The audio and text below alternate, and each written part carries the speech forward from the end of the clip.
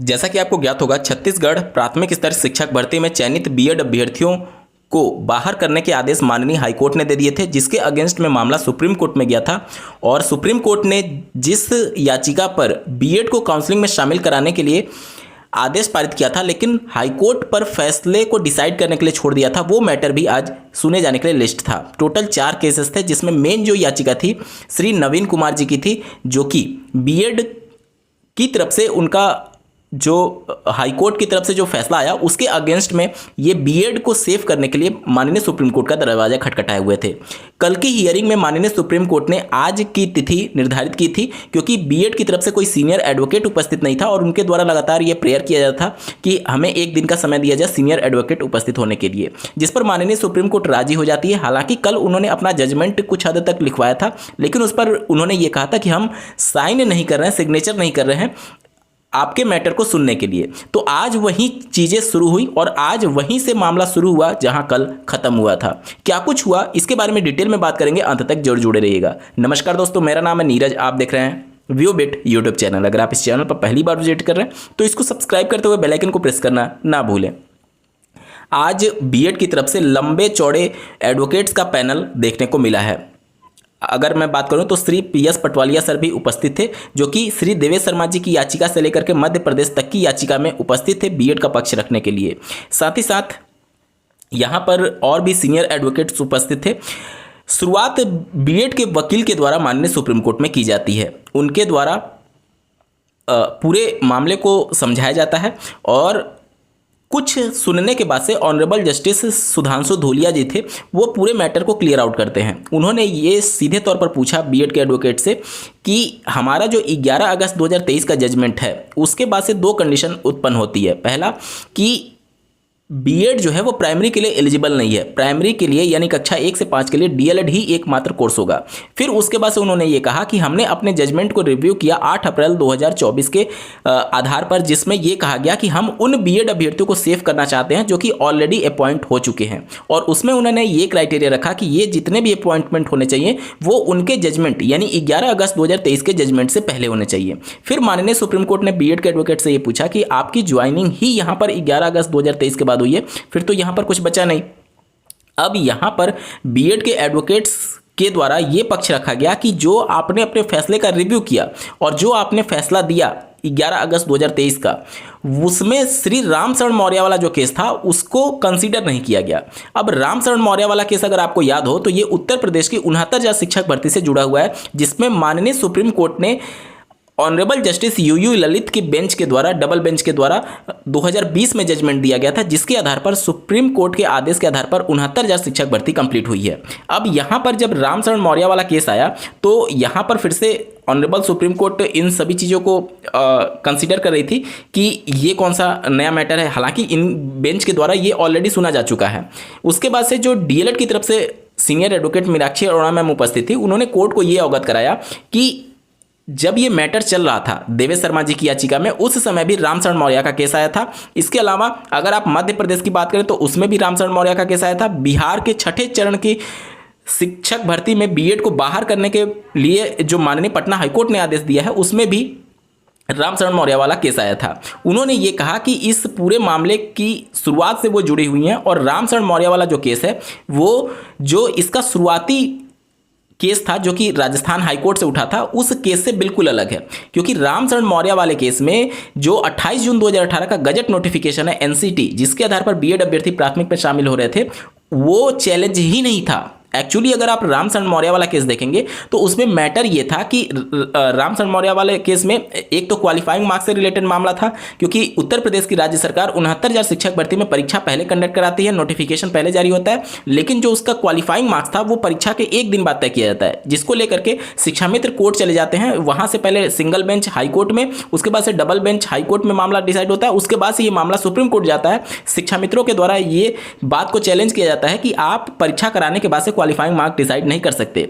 उसी के बीच में जो डीएलएड के कैंडिडेट्स हैं और जो शिक्षा मित्र के कैंडिडेट हैं वो बीएड के अगेंस्ट में हो जाते हैं, इसलिए कि अगर बीएड इस शिक्षक भर्ती से बाहर हो जाता है तो क्वालिफाइंग मार्क्स अपने आप लोअर डाउन कर दिया जाएगा राज्य सरकार के द्वारा, फिर क्योंकि उनके पास उतने अवेलेबल कैंडिडेट्स शायद ना हो। इसको लेकर के शिक्षा मित्र और डीएलएड के द्वारा बीएड कैंडिडेट को चैलेंज किया जाता है, लेकिन वो 28 जून 2018 के उस गजट नोटिफिकेशन को 69,000 में चैलेंज नहीं करते हैं।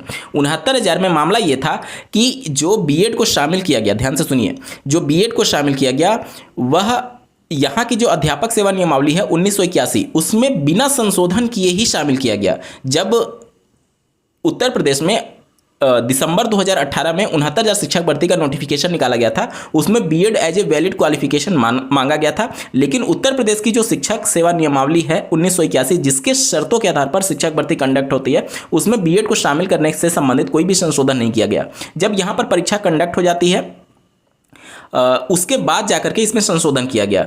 अब जो डीएलएड वाले और शिक्षा मित्र वाले कैंडिडेट थे वो इसी बात को चैलेंज करते हैं कि चूंकि आप जिस नियमावली के शर्तों के आधार पर शिक्षक भर्ती कंडक्ट कर रहे हो उसमें तो बीएड शामिल नहीं है, उस हिसाब से जो 20वां संशोधन 20, 21, 22, 23, 24वां संशोधन जो हुआ था उन सबको लेकर के डीएलएड और शिक्षा मित्र के कैंडिडेट सुप्रीम कोर्ट में बीएड को चैलेंज करते हैं। यहाँ पर बीएड एलिजिबल है या नहीं इस बात की चैलेंज किया ही नहीं गया था उत्तर प्रदेश में। यहाँ पर राज्य सरकार के द्वारा जो अध्यापक सेवा नियमावली में संशोधन किया गया वो परीक्षा के बाद किया गया, इस बात को लेकर के ये चीज़ें चैलेंज की गई थी। तो यहाँ पर मीनाक्षी अरोड़ा मैम जो कि डीएलएड की तरफ से अपना पक्ष रख रही थी, छत्तीसगढ़ डीएलएड की तरफ से, उन्होंने कोर्ट को यह अवगत कराया कि रामशरण मौर्य वाला केस बिल्कुल ही अलग है, क्योंकि वहां पर 28 जून 2018 का गजट नोटिफिकेशन चैलेंज ही नहीं था, जबकि राजस्थान हाईकोर्ट के द्वारा जो डिसीजन दिया गया उसमें 28 जून 2018 का गजट नोटिफिकेशन चैलेंज था। इस बात को और आप सर्टिफाई कर सकते हैं जब छठे चरण में माननीय पटना हाईकोर्ट के द्वारा जजमेंट दिया गया, तो वहां पर भी जो बीएड के कैंडिडेट के द्वारा जो एडवोकेट थे उनके द्वारा पक्ष रखा गया कि रामशरण मौर्य वाले केस को कंसीडर नहीं किया गया देवेश शर्मा वाले केस में भी और माननीय पटना हाईकोर्ट वाले केस में भी। माननीय पटना हाईकोर्ट अपने जजमेंट में साफ तौर पर लिखती है कि जो सुप्रीम कोर्ट है वो रामशरण मौर्य वाले केस में इस बात की एग्जामिन नहीं कर रही थी कि जो गजट नोटिफिकेशन लाया गया वो नियम शर्तों के तहत लाया गया अथवा नहीं। यहाँ पर सिर्फ ये जांच किया जा रहा था कि जो अध्यापक सेवा नियमावली में संशोधन किया गया क्या वो वैलिड है या नहीं। सुप्रीम कोर्ट ने कहा था कि चूंकि 28 जून 2018 का गजट नोटिफिकेशन है वो बाइंडिंग नेचर का है, इसलिए उत्तर प्रदेश राज्य सरकार भले ही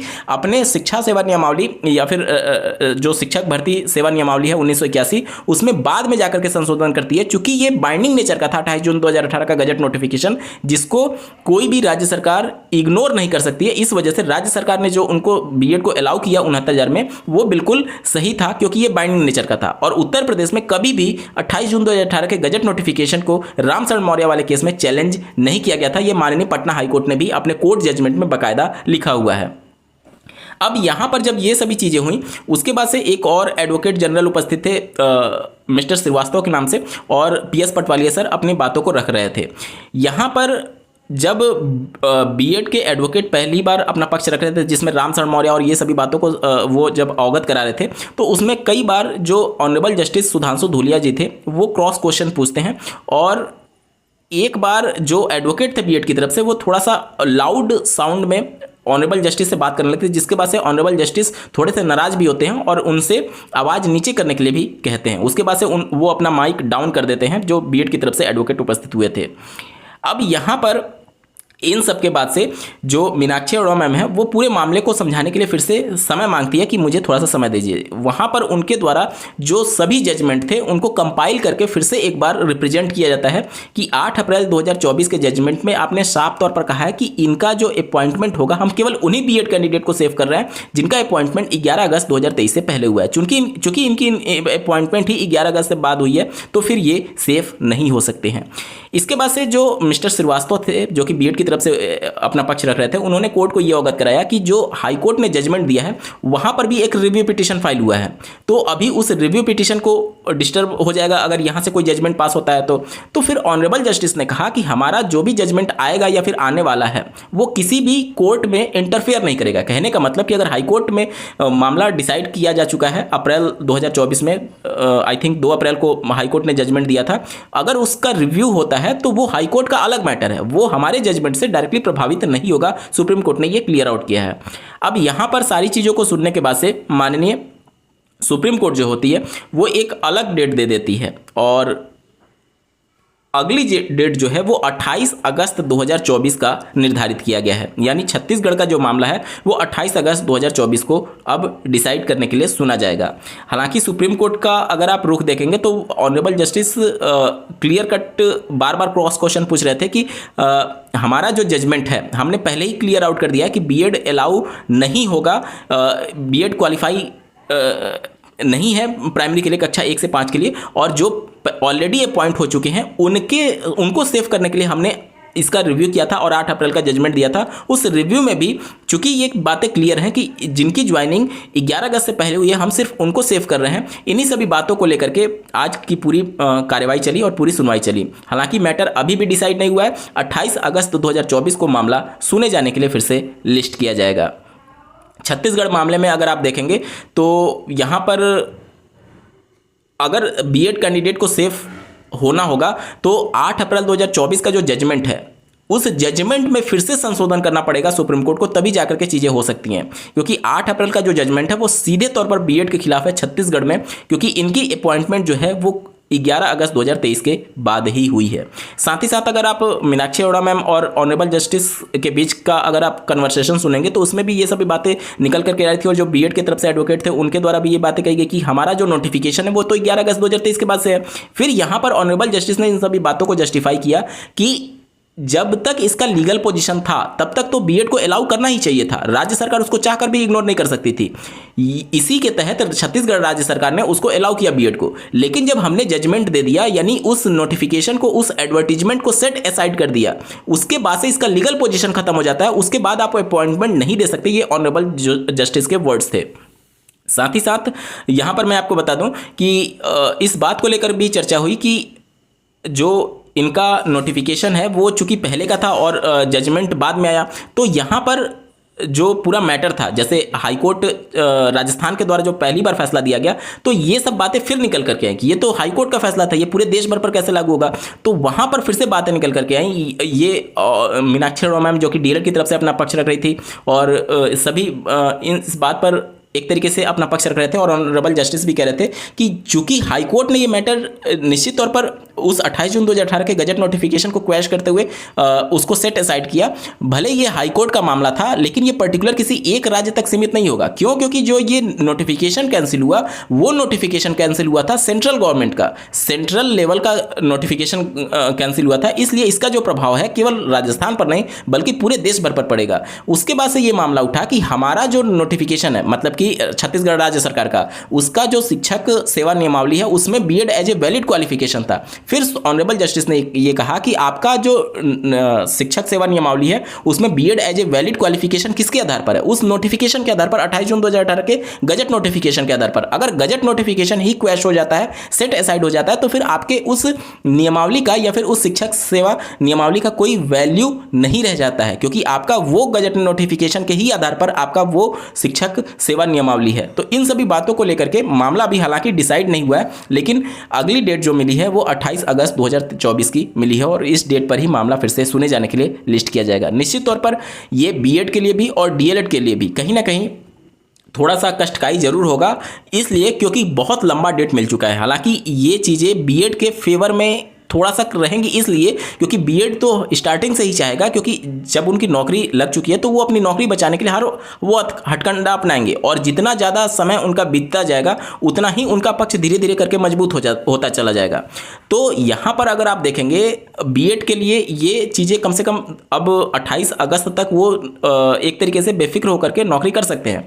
लेकिन डीएलएड के अगर पॉइंट ऑफ व्यू से देखेंगे तो ये काफ़ी लंबा समय माननीय सुप्रीम कोर्ट के द्वारा निर्धारित कर दिया गया, जिसकी वजह से वो और थोड़ा सा निश्चित तौर पर मानसिक प्रताड़ना झेल सकते हैं। कहने का मतलब यह है कि अब जो भी होगा वो 28 अगस्त 2024 के बाद ही होगा। यहाँ पर क्या चीज़ें होती हैं क्या नहीं होती हैं, इसी के बीच में अगर रिव्यू पिटीशन की डेट लग गई माननीय हाईकोर्ट में, तो हाईकोर्ट चूंकि सुप्रीम कोर्ट से ऊपर नहीं है तो सुप्रीम कोर्ट कह देगा कि हम सुप्रीम कोर्ट के जजमेंट का वेट कर रहे हैं। इन सभी चीज़ों को लेकर के अभी मामला आपस में ही गोल गोल घूमेगा जब तक कि सुप्रीम कोर्ट अपनी स्तर पर कुछ मामला डिसाइड नहीं कर देती है। उम्मीद करता हूं आप सभी के डाउट क्लियर हो गए होंगे। इस वीडियो को देखने के लिए आपका बहुत बहुत धन्यवाद। भगवान करे आपका दिन शुभ हो।